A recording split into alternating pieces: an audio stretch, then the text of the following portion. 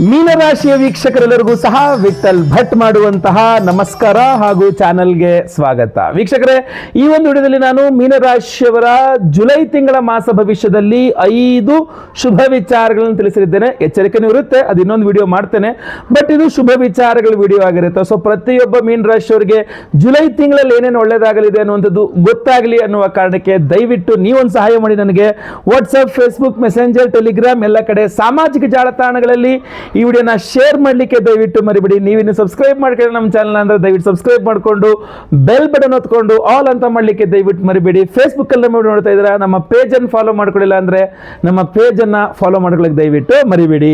ಮೊದಲನೇ ಶುಭ ವಿಚಾರ ಮೀನರಾಶಿಯವರಿಗೆ ಜುಲೈ ತಿಂಗಳಿಗೋಸ್ಕರ ಏನಪ್ಪಾ ಅಂತಂದ್ರೆ, ತೃತೀಯಾಧಿಪತಿಯಾಗಿರತಕ್ಕಂಥ ಶುಕ್ರ ಗ್ರಹ, ಅಕ್ಕ ಅಥವಾ ತಂಗಿಗೆ ಕಾರಕನಾಗಿರ್ತಾನೆ ಶುಕ್ರ ಮೀನರಾಶಿಯವರಿಗೆ.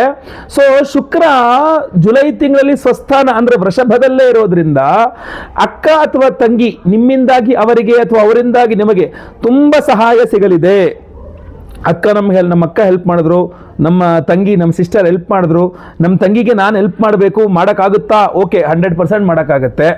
ಅದರಿಂದ ಹೇಳಿದ್ದು. ಅಥವಾ ಅಕ್ಕ ಅಥವಾ ತಂಗಿದೇನಾರು ಮದುವೆಗೆ ಇದ್ವಿ, ಏನಾರು ವ್ಯವಸ್ಥೆ ಓಡಾಡಬೇಕು, ಅವ್ರದ್ದೇನೋ ಕೆಲಸ ಇದೆ, ನೀವು ಓಡಾಡಬೇಕು ಮಾಡಬೇಕು, ಖಂಡಿತ ನೀವು ಓಡಾಡೋರಿಗೆ ಹೆಲ್ಪ್ ಮಾಡಿಕೊಡ್ತೀರಾ. ಅಥವಾ ಅವರಿಂದ ನಿಮಗೇನೋ ಸಹಾಯ ಆಗಬೇಕು, ಖಂಡಿತವಾಗಿ ನಿಮಗೆ ಸಿಗಲಿದೆ. ಸೊ ಮೀನರಾಶಿಯವರಿಗೆ ಅಕ್ಕ ಅಥವಾ ತಂಗಿಯ ಸಹಾಯವನ್ನ ಪಡಿತಕ್ಕಂಥದ್ದಾಗಲಿ ಅಥವಾ ಸಹಾಯ ಮಾಡ್ತಕ್ಕಂಥದ್ದಾಗಲಿ ಜುಲೈ ತಿಂಗಳಲ್ಲಿ ತುಂಬಾ ಚೆನ್ನಾಗಿದೆ. ಒಳ್ಳೇದಾಗ್ಲಿ, ಚೆನ್ನಾಗಿರಿ. ಎರಡನೇ ಶುಭ ವಿಚಾರ ಮೀನರಾಶಿಯವರಿಗೆ ಜುಲೈ ತಿಂಗಳಿಗೋಸ್ಕರ ಏನಪ್ಪಾ ಅಂತಂದ್ರೆ, ನೀವು ಬರೋದೇ ಇಲ್ಲ ಅಂತ ಅನ್ಕೊಂಡಿದ್ದಂತಹ ಒಂದು ಹಣವನ್ನ ಒಂದು ಕೊನೆ ಪ್ರಯತ್ನ ಮಾಡೋಣ ಅಂತ ಹೇಳಿ ದೊಡ್ಡದಾಗಿ ಜಗಳ ಮಾಡಿ ಕೂಗಾಡಿ ಕಿತ್ತಾಡಂತೂ ಇಂಟು ದುಡ್ಡು ಕಿತ್ಕೊಂಡ್ಬಿಡ್ತೀರಾ. ನೀವು ಬರೋದೇ ಇಲ್ಲ ಅನ್ಕೊಂಡ ಹಣ ವಾಪಸ್ ಖಂಡಿತವಾಗಿ ಬರುತ್ತೆ. ಅದರ ಸ್ವಲ್ಪ ನೀವು ನಿಮ್ಮ ಗುಣ ಸ್ವಭಾವಗಳನ್ನ ಬದಲಾಯಿಸಿಕೊಂಡು ಜಗಳ, ಮನಸ್ತಾಪ, ಹಠ, ಕೂಗಾಟ, ಕಿರ್ಚಾಟ, ಅಲ್ಲಲ್ಲಿ ಗಲಾಟೆ ಇದೆಲ್ಲ ಮಾಡ್ಬೇಕಾಗತ್ತೆ. ಮಾಡ್ತೀರಾ ಕೂಡ ನೀವು. ಅದೆಲ್ಲ ಮಾಡಿಕೊಂಡು ನಿಮ್ಮ ಪಾಲು ಅಂದ್ರೆ ನಿಮ್ಗೆ ಏನ್ ಸಿಗಬೇಕು ಅದನ್ನ ಕಿತ್ಕೊಂಡು ಬರ್ತೀರಾ ಖಂಡಿತವಾಗಿ. ಅಷ್ಟೇ ಅಲ್ಲ, ಮೀನ ರಾಶಿಯವರಿಗೆ ಸ್ವಲ್ಪ ಸಾಲಗಳು ತುಂಬಾ ಚೆನ್ನಾಗಿ ಸ್ಯಾಂಕ್ಷನ್ ಆಗ್ಬಿಡುತ್ತೆ ಈ ಒಂದು ಜುಲೈ ತಿಂಗಳಲ್ಲಿ ಅಂತ ಕಾಣಿಸ್ತಾ ಇದೆ. ಏನೇ ಆಗಲಿ ನಿಮ್ ದುಡ್ಡು ನಿಮಗೆ ಸಿಗ್ಲಿ. ಸಾಲಗಳು ಬೇಕಾ? ಅವಶ್ಯಕತೆ ಇದೆ, ತುಂಬಾ ಮನೆ ಸಾಲ ಬೇಕು, ಮತ್ತೊಂದು ಇಂಪಾರ್ಟೆಂಟ್ ಸಾಲಗಳಿದ್ರೆ ಮಾಡಿ. ಅನಾವಶ್ಯಕ ಸಾಲಗಳ ಸುಳಿಯಲ್ಲಿ ಖಂಡಿತವಾಗಿ ಬೀಳ್ಬೇಡಿ. ಈ ಕ್ರೆಡಿಟ್ ಕಾರ್ಡು ಮತ್ತೊಂದು EMI ಚಕ್ರಗಳಲ್ಲಿ ಬೀಳ್ಬೇಡಿ. ಖಂಡಿತವಾಗಿ ಒಳ್ಳೇದಾಗ್ಲಿ.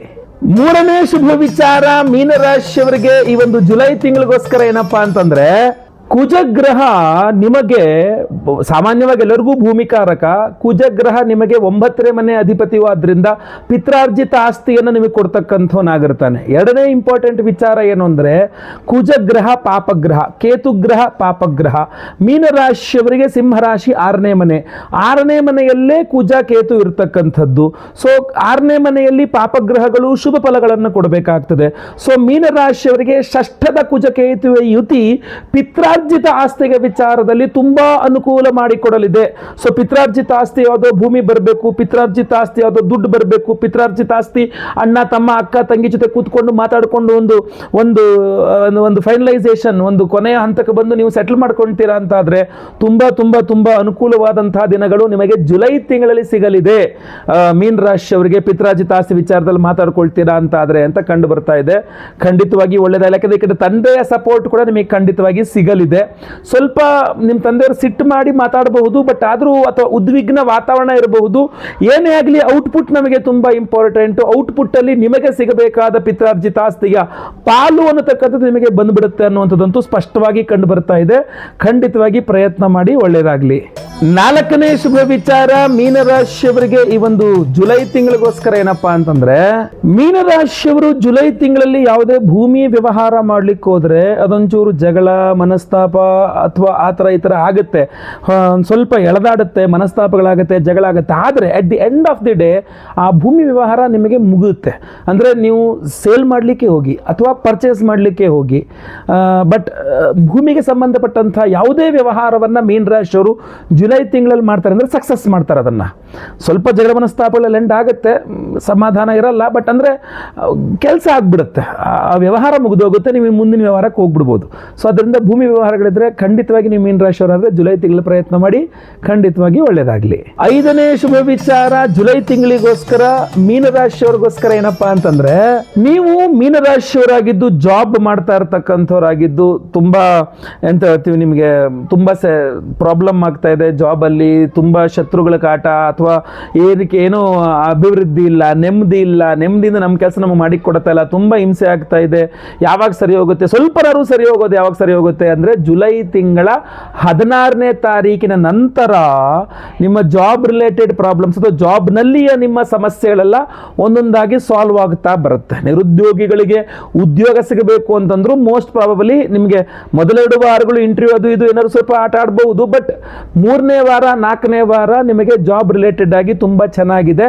ಸೊ ನನ್ನ ಪ್ರಯತ್ನ ಅಥವಾ ನನ್ನ ಒಂದು ನಿಮ್ಗೆ ಹೇಳ್ತಕ್ಕಂಥ ಸಜೆಷನ್ ಏನಪ್ಪಾ ಅಂತಂದ್ರೆ, ಆದಿತ್ಯ ಹೃದಯ ಸ್ತೋತ್ರವನ್ನ ಜಾಸ್ತಿ ಪಠನೆ ಮಾಡಿ ಅಥವಾ ವೈಯಕ್ತಿಕ ಜಾತಕ ಪರಿಶೀಲನೆ ಮಾಡಿಸ್ಕೊಳ್ಳಿ. ಒಂದು ಚಿಕ್ಕ ಯೋಗ ಇದೆ ಉದ್ಯೋಗದ ವಿಚಾರದಲ್ಲಿ, ಅದು 16ನೇ ತಾರೀಕಿನ ನಂತರ ಇದೆ, ಖಂಡಿತವಾಗಿ ಒಳ್ಳೆಯದಾಗಲಿ.